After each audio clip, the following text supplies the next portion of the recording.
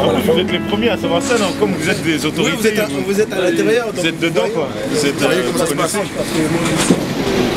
Regardez un peu. Oui, il va avoir un crash.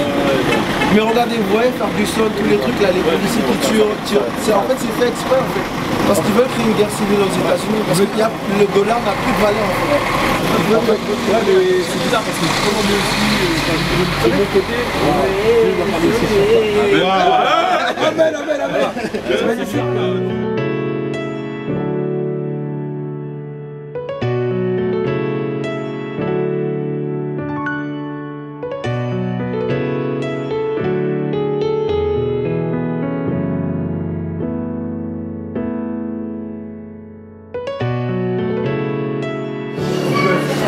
Vraiment, Seigneur, Seigneur, je prie, mon Dieu, que le péché, mon Dieu, ne puisse plus être un problème pour nous, Père des rois.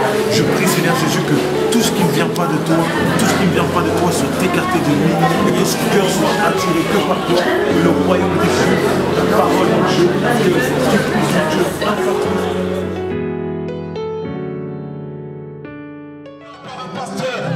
ce n'est pas par une dénomination, ce n'est pas par un homme, ce n'est pas par le pape, ce n'est pas par Marie, ce n'est pas par les saints, ce n'est pas par Mahomet, mais c'est par le nom de Jésus-Christ qui a été donné, afin de dire qu'on croit en lui, ne périsse point, mais qu'il ait la vie éternelle.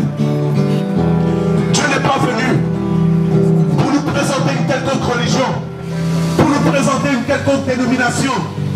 Il est venu pour qu'on ait une relation de cœur à cœur avec lui, pour qu'on ait une relation véritable avec lui. Vous savez, nous sommes dans ce même temps, les temps de Noé. Jésus, lorsqu'il est venu, il a dit, il en sera comme du temps de Noé. Les hommes font leur vie, ils se marient, ils marient leurs enfants, ils font ce qu'ils veulent, mais ils ne savent pas que le déluge approche. Et lors de ce déluge, lorsque ce déluge a frappé toute la terre, seulement 8 personnes ont été sauvées.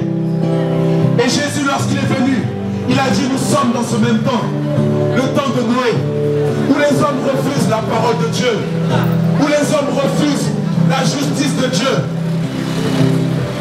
Et les hommes préfèrent le plaisir plus que Dieu. Les hommes préfèrent le mal plus que Dieu. Et lorsqu'on se dit, Jésus revient, les hommes sont moqueurs. Pourtant ils oublient que toutes ces choses ont été annoncées dans les Écritures. Toutes ces choses ont été prophétisées. Et nous sommes dans ces temps-là. Et Dieu lance un appel à tout homme, afin qu'il se repente, afin qu'il se détourne de ses péchés. Aujourd'hui, le mensonge est devenu banal. La fornication, touchée avant le mariage, est devenue banale. On se balade comme petit copain. Et on attriste le cœur de Dieu. Par nos péchés, on blesse le cœur de Dieu.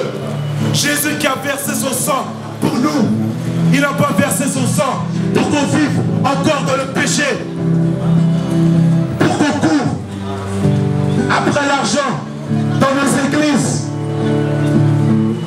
Il n'a pas versé son sang pour que tu sois riche, mais pour sauver ton âme avant toute chose. Il est temps de se révéler, il est temps de se repentir, il est temps de sortir de la routine.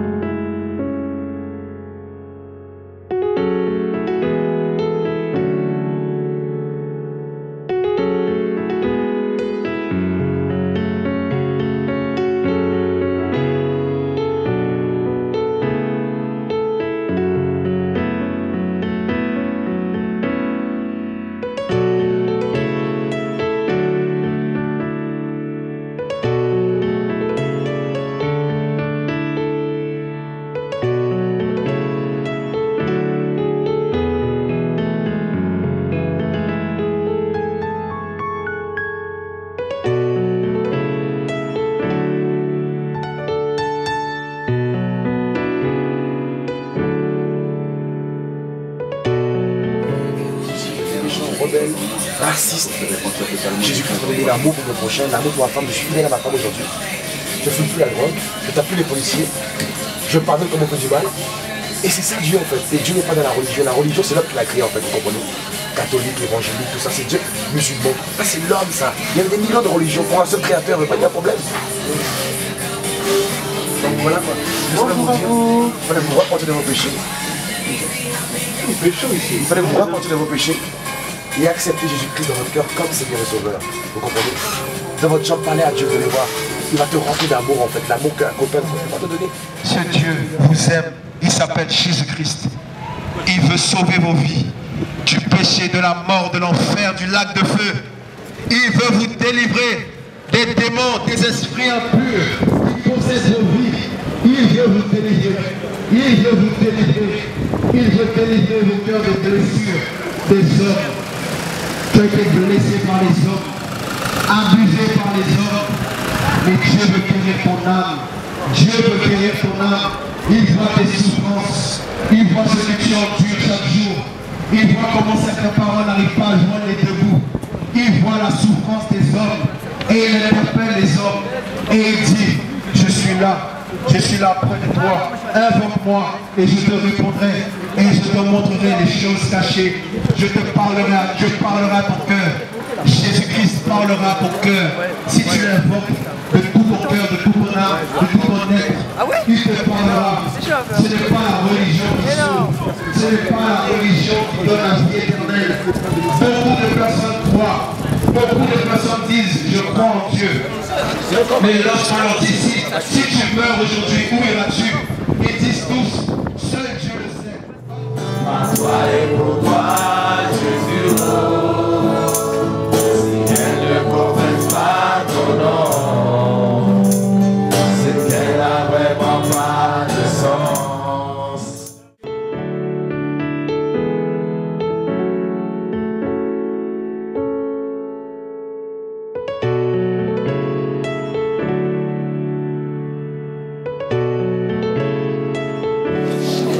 Il donne un sens dans ta vie en fait. Le monde nous dit faut féliciter ça. Tu te donneras une stabilité en fait. Une vie selon son cœur en fait. Oh, le chrétien là, c'est lui là. Moi, je me suis. En fait, tu ne parles pas de chrétien musulman, en fait, je te parle de celui qui t'a créé en fait. Il nous aime. Tu comprends? Et son nom c'est Jésus-Christ. Tu me diras non. Mais Jésus est la solution pour David, tu vois. Lui, il veut te sauver de l'enfer en fait. Après la mort, tu vas après la mort. C'est ça. Jésus-Christ veut te sauver de l'enfer en fait. Il veut te pardonner tes péchés en fait.